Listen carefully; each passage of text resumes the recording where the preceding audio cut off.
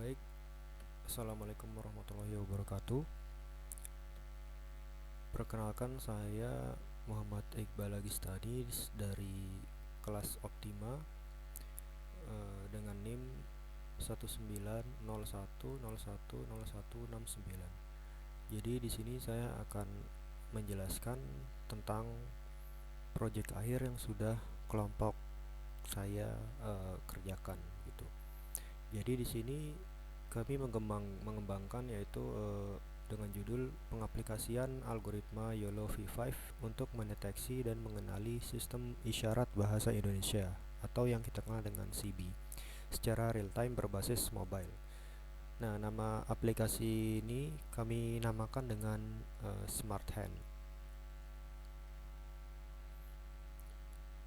Jadi yang pertama, latar belakang proyek akhir dari kelompok kami yaitu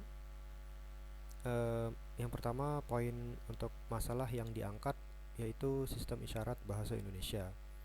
Nah, jadi sistem bahasa isyarat ini merupakan alat yang digunakan untuk berkomunikasi eh, penyandang tunawicara atau penyandang tunarungu kepada masyarakat normal seperti kita begitu, dengan menggunakan gerakan tangan, mimik, atau bentuk tubuh seperti itu dengan simbol-simbol yang mengartikan suatu huruf atau suatu kata. Nah, jadi bahasa isyarat ini merupakan suatu alat gitu untuk berkomunikasi antar e, penyandang disabilitas dengan orang awam, orang biasa seperti kita pada umumnya. Nah, kemudian di Indonesia sendiri itu terdapat dua buah sistem atau dua sistem bahasa isyarat. Yang pertama itu yang kelompok kami angkat, sistem isyarat bahasa Indonesia atau yang kita kenal dengan CB, dan kemudian ada yang disebut dengan bahasa isyarat Indonesia atau Bisindo. Nah, untuk CB sendiri itu menggunakan satu tangan, yaitu gerakan satu tangan. Nah, jika Bisindo ini itu menggunakan dua tangan. Dan CB sendiri digunakan sebagai bahasa isyarat resmi di sekolah. Namun untuk Bisindo itu tidak digunakan secara resmi di sekolah. Nah, kemudian alasan kami memilih masalah yang diangkat CB ini yaitu karena banyak masyarakat umum yang belum paham mengenai CB. Nah, sehingga sulit untuk berkomunikasi dengan penyandang tunarungu wicara. Jadi, penyandang tunarungu wicara sendiri yaitu seseorang yang memiliki keterbatasan berkomunikasi atau mendengar begitu. Nah, biasanya anak penyandang tunarungu wicara ini berkomunikasi lewat simbol-simbol. Nah, kami atau kelompok kami di sini bermaksud untuk mengetahui penyandang tunawicara untuk memandang keterbatasan saat dihadapkan dengan suatu situasi yang mengharuskan mengeluarkan pemikirannya.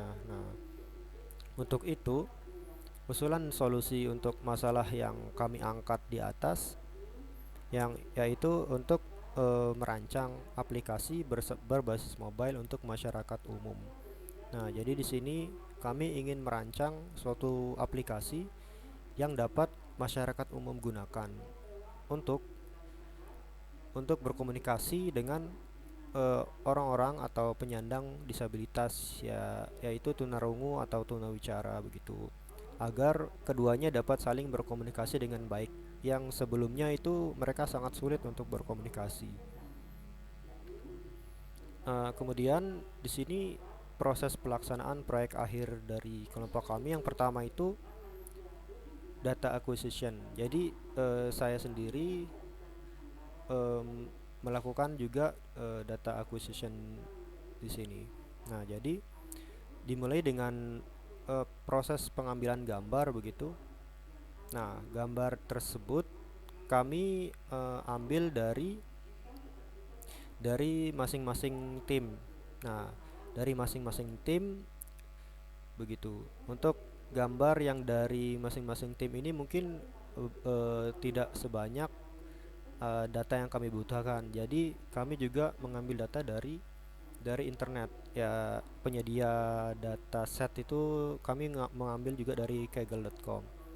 Nah, jadi di sini setelah eh, gambar diambil, nah kami cek dulu apakah gambar tersebut sesuai atau tidak sesuai. Jadi eh, sembari mengumpulkan data, kami juga mengecek gitu apakah gambar tersebut sesuai dengan huruf yang dimaksud. Nah, kemudian di sini dataset yang kami kumpulkan sebanyak 1.300 gambar. Nah, jadi antara huruf A sampai Z tersebut totalnya ada 1.300. Untuk tiap huruf sendiri, huruf A sampai huruf Z gitu, itu masing-masing terdapat 50 huruf. Nah, kemudian di sini kami membagi dua datanya antara data training dan data testing. Nah, data training di sini sebanyak 80% dengan jumlah 1040 gambar atau foto. Nah, kemudian ada data testing yaitu berjumlah 20% dari keseluruhan data dengan jumlah 260. Nah, kemudian saya juga di sini bertugas sebagai untuk melabeling data begitu. Jadi setiap data yang kami kumpulkan, saya juga bertugas untuk melabeling data dengan bantuan website untuk melabel data. Jadi di sini juga saya sembari melabel data atau melabel gambar, saya juga mengecek ulang gitu, apakah ada data atau gambar yang tidak sesuai dengan hurufnya. Nah, jika ada gambar yang tidak sesuai, kami akan mengulangi proses pengambilan data. Kemudian di sini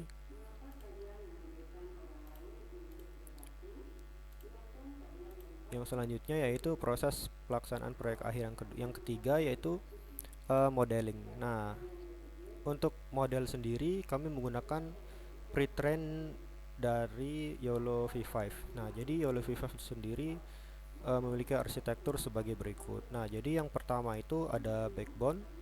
Nah, model backbone sendiri sebagian besar ini digunakan untuk mengekstrak fitur. Nah, mengekstrak fitur utama dari sebuah gambar input. Nah, jadi eh, gambar-gambar inputan itu sebagian besar diekstrak fitur-fiturnya di bagian backbone ini. Nah, jadi ada namanya CSP yaitu Cross Stage Partial Network, itu digunakan sebagai tulang punggung. Nah, di sini tulang punggung di YOLO V5 ini.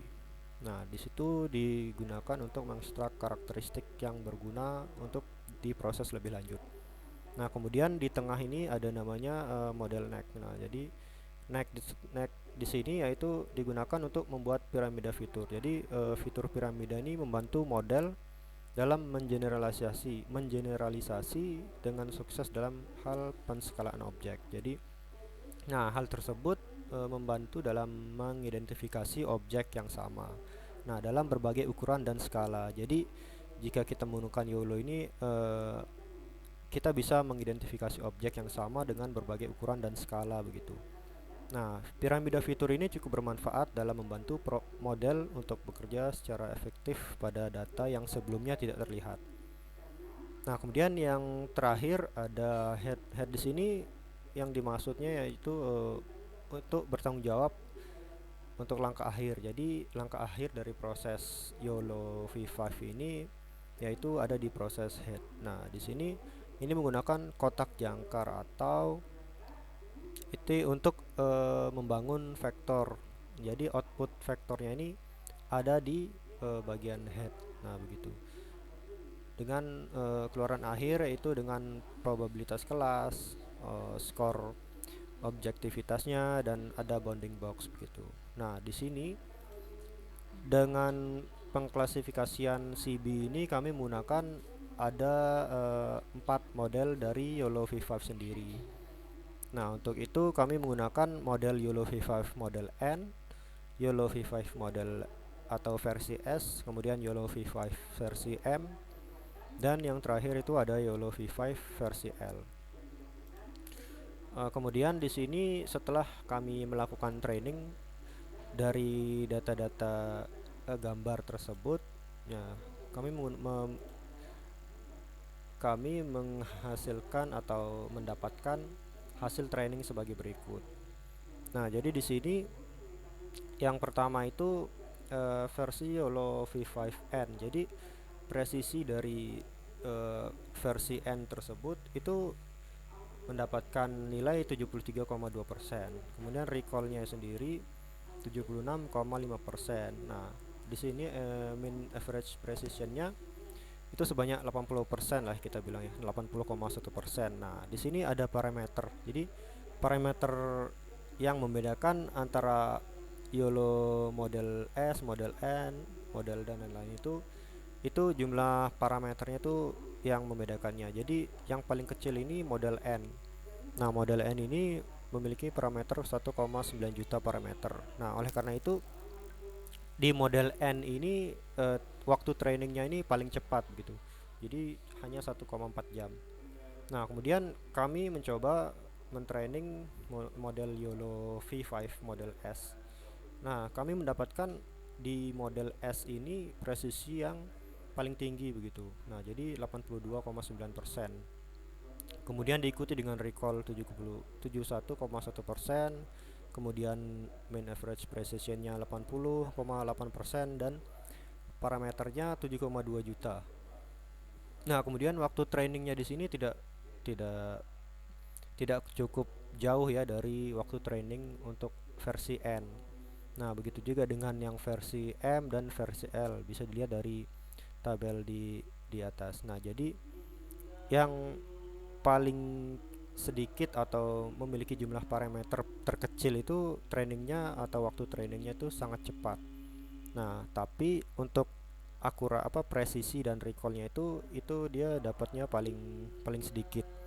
Nah, tetapi untuk model YOLO V5 versi L itu dia mendapat skor presisi yang sangat bisa dibilang lebih tinggi gitu dari N dan M. Tetapi dia masih di bawah versi S. Nah, jadi dia mendapat skor 82,6%. Nah, dari keseluruhan ini recall yang tertinggi itu didapatkan oleh model versi L. Jadi 79,8%. Nah, begitu juga dengan MAP-nya, dia mendapat skor yang paling tinggi 85,2%. Nah, tetapi parameternya di sini sangat besar begitu. Ini sampai 46,5 juta.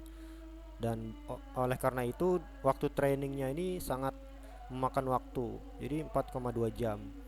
Nah, setelah mendapatkan model YOLO V5 ini, setelah kami training, kami mencoba untuk mensimulasikannya atau mendeploynya di mobile. Jadi satu persatu kami coba.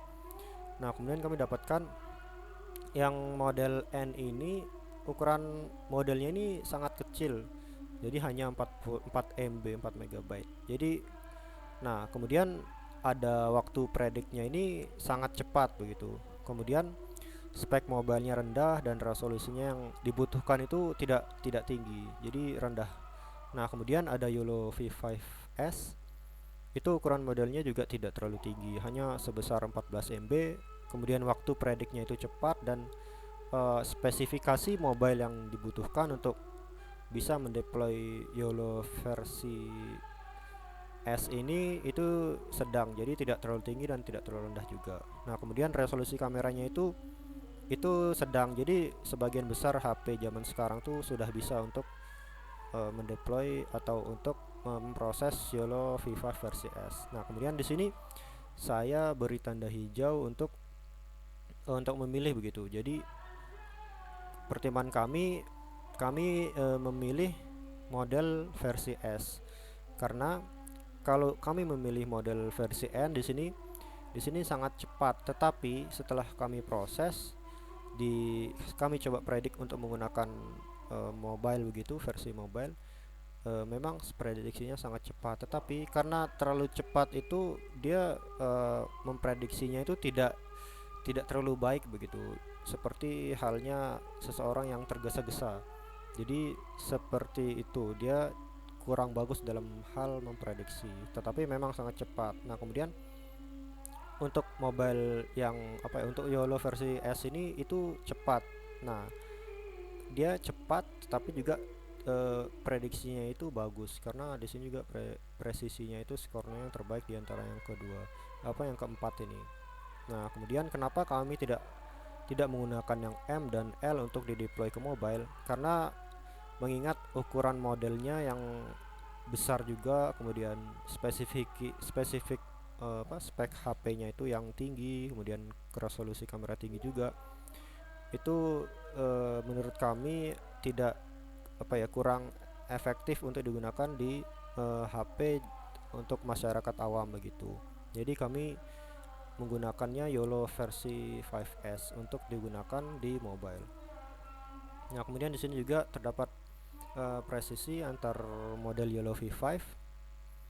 Nah, di sini terlihat bahwa model YOLO V5N, V5S dan V5L itu terlihat dari epoch ke 0 sampai ke 50 itu naik secara signifikan. Jadi mereka ini mulai mempelajari dataset atau gambar yang kita berikan itu dengan cukup baik begitu.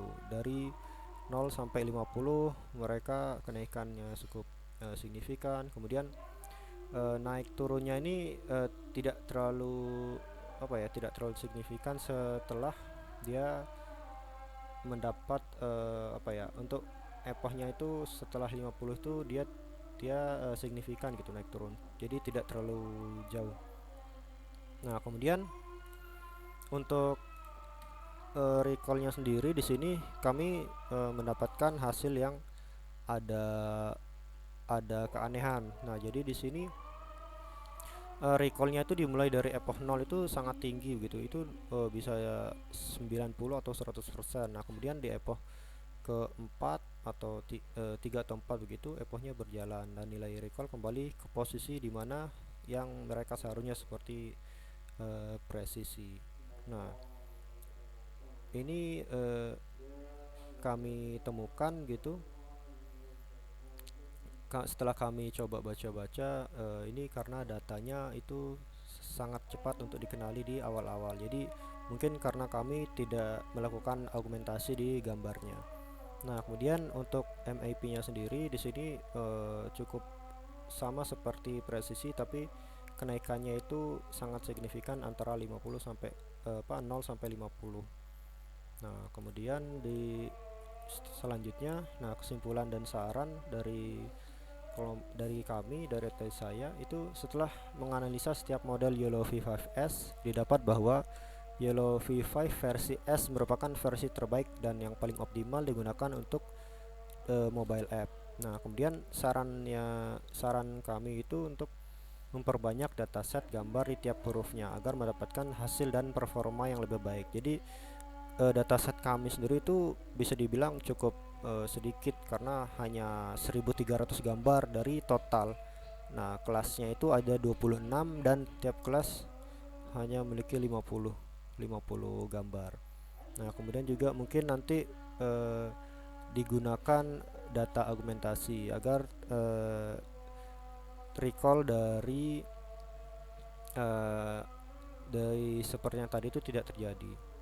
Nah, kemudian yang selanjutnya PAC original karena sebelumnya belum ada yang pernah menggunakan YOLO V5 ini untuk mendeteksi dan mengklasifikasikan CB. Jadi sebelumnya itu hanya menggunakan YOLO versi 3 begitu. Nah, kemudian dalam proses pembuatan PA ini saya membandingkan YOLO V5 versi N, S, M, dan L untuk menentukan yang paling optimal digunakan di mobile app. Bahwa YOLO V5 versi S yang paling optimal untuk mobile dengan presisi 82,9% dan recall 71,7%. Nah, kemudian PA yang kami kembangkan berupa aplikasi berbasis mobile yang dapat membantu penyandang tunawicara dan tunarungu sehingga dapat berkomunikasi dengan masyarakat umum. Kemudian dalam pengerjaan PA ini saya cukup berperan aktif dalam mengumpulkan dataset, melakukan labeling data terutama untuk menentukan YOLO V5 versi apa atau versi mana yang sesuai untuk dijadikan model dalam mobile app. Nah, berikut tampilan dari desain mobile app kami. Akan dilanjutkan dengan demo project, demo aplikasinya. Terima kasih.